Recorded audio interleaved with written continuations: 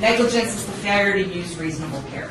It's failing to do what a reasonably prudent physician would do under like or similar circumstances. It's the minimum standard of care, right? The minimum, the bare minimum. Dr. Smetana, he was, I think, the first witness or the second witness you heard from, so it's going 3 weeks back. This is the Harvard internal medicine physician, the same specialty as Dr. Metzger. And he testified unequivocally that Dr. Metzger fell below the standard of care. He fell below the standard of care for lots of reasons. But the real overriding theme of his testimony was that Dr. Metzger never explored a vascular cause. He just had tunnel vision and went to the left. He just looked at the neurogenic or a back cause.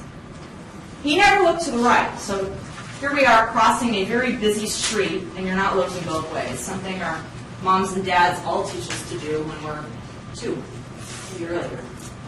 But Dr. Metzger, he had tunnel vision. And I'm not suggesting to you he's a bad guy. He's a nice guy. He's a good-looking guy.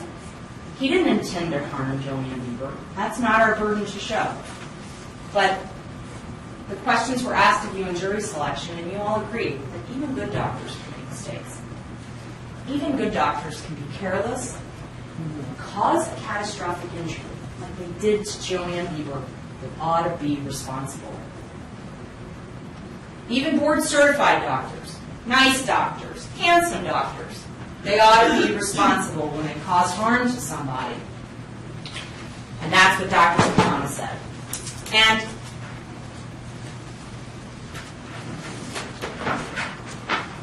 Dr. Metzger